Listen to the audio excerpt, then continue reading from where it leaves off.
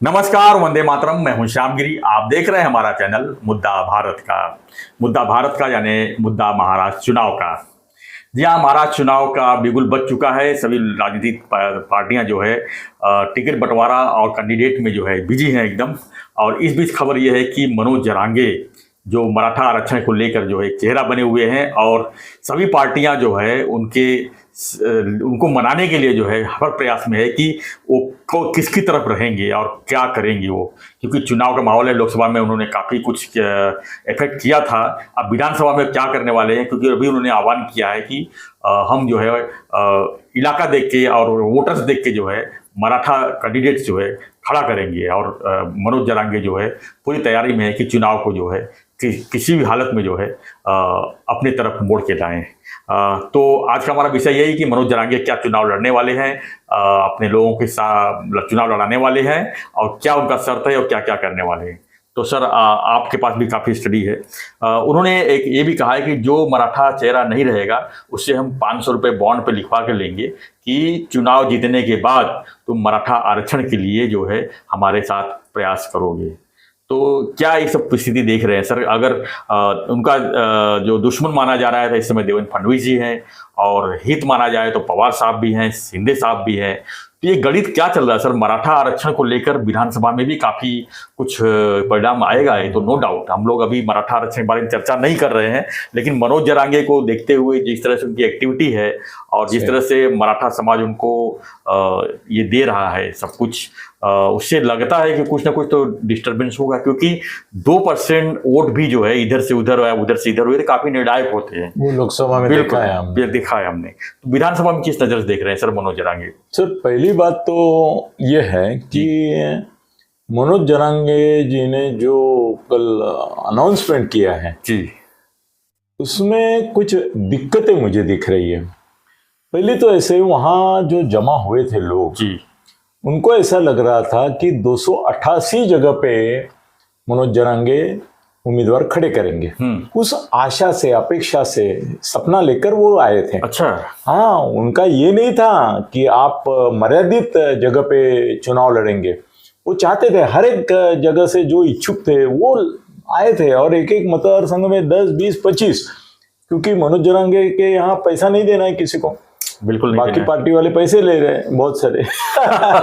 तो जो आए थे ना, तो आपने वो लाइव देखा होगा, मैंने देखा।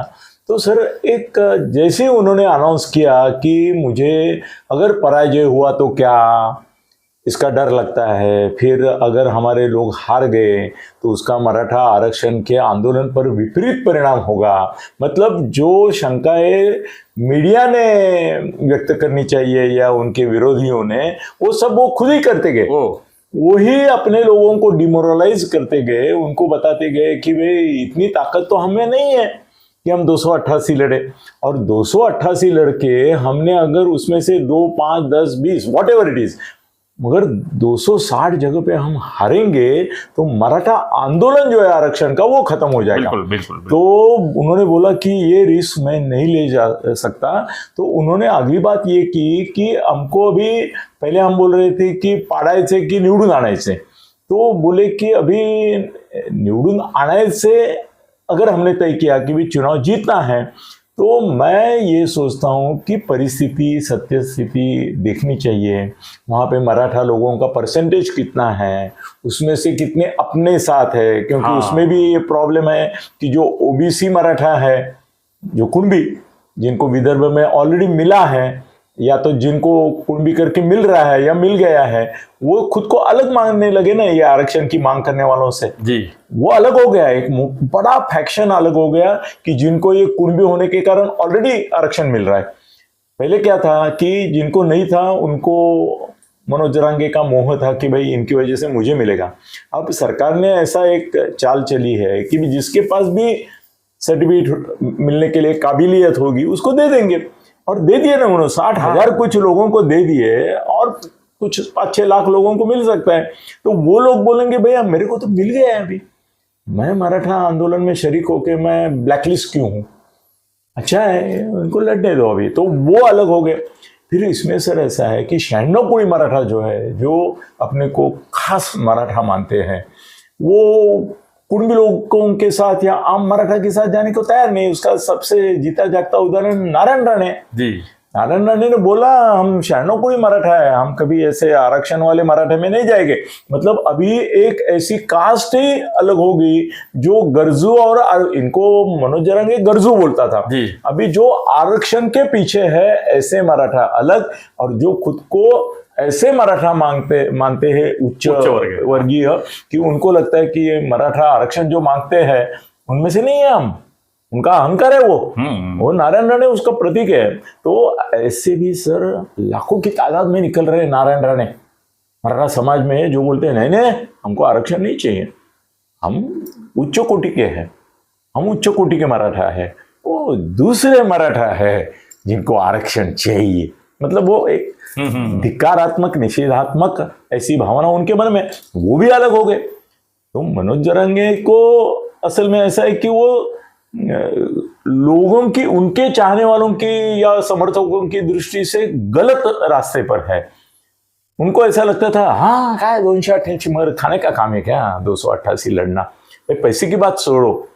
अभी मेरे को पता चला कि चेहरे भी तो चाहिए। हाँ इतने चेहरे सर क्या है ना, उनको मालूम ही नहीं है किसको टिकट दे रहे, वो ब्लैंक फॉर्म बांटेंगे। अभी चुनाव के लिए उन्होंने आह्वान क्या किया है जो दुनिया में किसी ने नहीं किया होगा आज तक के इलेक्शन में। उन्होंने बोला आपके कॉन्स्टिट्यूएंसी में, मतदार संघ में आप फॉर्म भर दो। फिर लोगों ने पूछा कौन भरेगा, तो बोले आपस में डिस्कस करो। वो बोले आपस में सहमति नहीं बनेगी, हर एक चाहता है। बिल्कुल। तो बोले ठीक है सब भर लो। सर ये पॉलिटिशियन नहीं है, नहीं ये पॉलिटिशियन नहीं है, ये आम आदमी सर है। आम आदमी बात की है तो आम आदमी पार्टी भी देखो पहली बार चुनाव लड़ी थी दिल्ली से, देखा आपने अन्ना हजारे के आंदोलन से, जैसे इनका मराठा आरक्षण का आंदोलन हो रहा है, इसे अन्ना हजारे ने भ्रष्टाचार के ऊपर आंदोलन किया, उसमें से आप पार्टी निकल के आई और उन्होंने पहली ही बार में जो है जो 6 मारा दिल्ली में, उन्होंने कांग्रेस का पूरा वोट बैंक ही हथिया लिया, पूरा पंजाब ले लिया उन्होंने और जगहों पर चुनाव। तो इसको बोलते हैं सर सिस्टमेटिक और एक प्लान करके। मगर सर यहाँ पर मनोज जरंगे केजरीवाल नहीं है। हाँ, वो केजरीवाल नहीं है ना, और केजरीवाल के साथ एक टीम थी। आप मनोज जरंगे के नंबर 2 का नाम बताओ, बताओ। नहीं है सर, नहीं है, अकेला ही। एक से 1 लाख मराठा, एक मराठा लाख मराठा, तो वो मनोज जरंगे एक मराठा है जिसको लाख मराठा बोलते हैं हम लोग। जी जी। तो उसके साथ कोई ऐसा जिसको यहाँ और यहाँ सब यहाँ वाले हैं, यहाँ वाला कम है नहीं है। खाली मनोज जरंगे का जो भी एक गावरान ब्रेन है उसके ऊपर चल रहा है। तो उसने बोला सब भरो। तो अरे कल क्या होगा सर, इनमें धक्का बुक्की होगी, मारामारी होगी ना। वो बोलेगा तुम पीछे लो, ये बोलेगा तुम पीछे, बोलेंगे सब जरांगे क्या बोलेंगे, सब खड़े रहो ना, मराठा वोट कहाँ तुम चुन के आने वाले हो, मराठा वोट काटो, रहो 10 के 10 खड़े। ऐसा नहीं राजकीय नहीं। अभी उन्होंने बोला है कि मैं मराठवाड़ा में मेरा गढ़ है, वहां पे 36 लोगों को खड़ा करूंगा। मतलब उन्होंने अपना सीमित कर लिया, 1-2-4 सीट बाहर में करेंगे और बाकी सब मराठवाड़ा में। उनको लगता है मराठवाड़ा में ये चलेगा। सर इसके ऊपर अभी देखो, थोड़ा सा ज्यादा बोल रहा हूं मैं, मगर बीजेपी ने क्या नीति अपनाई है। आज उनकी जो 99 लोगों की लिस्ट आई है और आने बाकी है, उसमें मराठवाड़ा में उन्होंने 14 कट्टर मराठा दिए जी। कट्टर मराठा मतलब जिनको मराठा समाज के लोग बोलेंगे हाँ ये हमारा प्रतिनिधि है, यह हमारा प्रतिनिधि। और ओबीसी के ऊपर ध्यान दिया है, ओबीसी के ऊपर तो दिया ही है बिल्कुल। तो ओबीसी को भी उन्होंने खुश किया, मराठा भी 14। और सर ये बोलते हैं ना कि बॉन्ड लिख लो, मैं शर्त लगाता हूं उनके ही कार्यकर्ता बॉन्ड लिखेंगे। कोई भी पार्टी जो रिकॉग्नाइज्ड है, चाहे महायुति की हो महाआघाड़ी की हो, उनका सदस्य ऐसा बॉन्ड लिख के नहीं देगा क्योंकि पार्टी को आंसरेबल है, मनोज जरंगे को नहीं है। पार्टी से परमिशन लेनी पड़ेगी, पार्टी को अधिकृत रीत्या जाहिर करना पड़ेगा कि जिनके पास मनोज जरंगे के कार्यकर्ता आएंगे और बॉन्ड मांगेंगे उनको हमारे लोग दे दे। सर अवहेलना हो जाएगी, अपमान हो जाएगा पार्टी हाईकमान का हर एक जगह। नहीं देंगे, कोई नहीं देंगे। कोई ऐसा दुबड़ा रहेगा तो देगा, नहीं तो नहीं देगा। और एक बात हो गई सर इसमें कि मनोज जरंगे की दुविधा ये है कि ब्राह्मण होने के नाते और ब्राह्मण सॉफ्ट टारगेट होने के नाते, और ये आसान रहता है किसी एक को टारगेट करना, करके वो फडणवीस के खिलाफ बोलते हैं। अभी शिंदे मुख्यमंत्री है, फडणवीस उप मुख्यमंत्री है, इनके हाथ में अगर 75% है तो इनके 100% है एक नाथ शिंदे जी के। मगर वो पूरे कल के भाषण में उन्होंने एक नाथ शिंदे जी का नाम भी नहीं लिया, पूरा फडणवीस पे ऊपर चढ़ते रहे वो। अब लोग भी पूछते हैं कि भाई महाराष्ट्र में उप मुख्यमंत्री महत्व का है, वो कारस्थान करता है, उनके हाथ में सब कुछ है या शिंदे साहब के हाथ में है? अगर शिंदे साहब के हाथ में सब कुछ है तो उनका नाम ये क्यों नहीं लेते? तो जो मेरी थ्योरी है, जो सिर्फ मैं पहले से ये करता रहा हूं कि शरद पवार नहीं, एक नाथ शिंदे जी ही इसके सूत्रधार है। तो उसको, वो एक नाथ शिंदे को उसने मैसेज दिया है कि मैं चाहता हूं कि आप मुख्यमंत्री बने, मेरे संकल्पना में जो मराठा मुख्यमंत्री है वो आप हैं। तो अगर इनको मुख्यमंत्री बनाना है मनोज जरांगे को, तो बीजेपी को वो सपोर्ट करना पड़ेगा। नहीं, बीजेपी को मारेगा तो संख्या बल कैसा आएगा?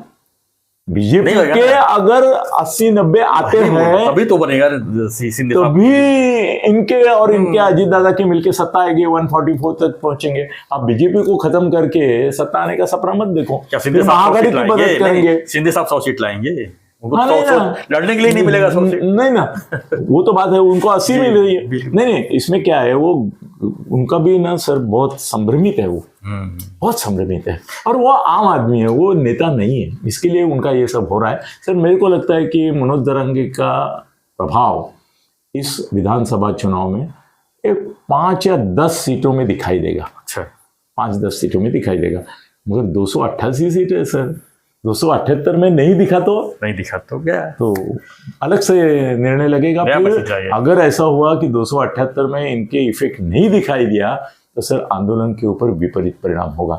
आज के लिए इतना काफी, हम बोलते रहेंगे। धन्यवाद सर। तो बहुत अच्छी जानकारी दी आपने मराठा समाज के ऊपर। तो फ्रेंड्स, आपकी क्या चर्चा है, आपकी क्या राय है? मनोज जरांगे जो चुनाव लड़ने की तैयारी कर रहे हैं, मेरे ख्याल से 1-2 दिन डिक्लेयर भी कर देंगे, क्योंकि फॉर्म भरने का जो अंतिम तारीख है वो 29 अक्टूबर है। तो ऐसे में मनोज जरांगे अगर चुनाव अपने लोगों से लड़वाते हैं या क्या करते हैं तो वो तो सबकी नज़र है ही, लेकिन आपकी प्रतिक्रिया दीजिए इसके ऊपर। हमें हमारे साथ बने रहिए, देखते रहिए हमारा चैनल मुद्दा भारत का। जो भी जानकारी विधानसभा जुड़ी हुई रहेगी हम उसके ऊपर चर्चा करेंगे, उसका अमल लाएंगे और आप तक जरूर पहुंचाएंगे। उसके चैनल के सब्सक्राइब जरूर कीजिए, लाइक कीजिए, शेयर कीजिए। धन्यवाद। जय हिंद, जय महाराष्ट्र, जय श्री राम।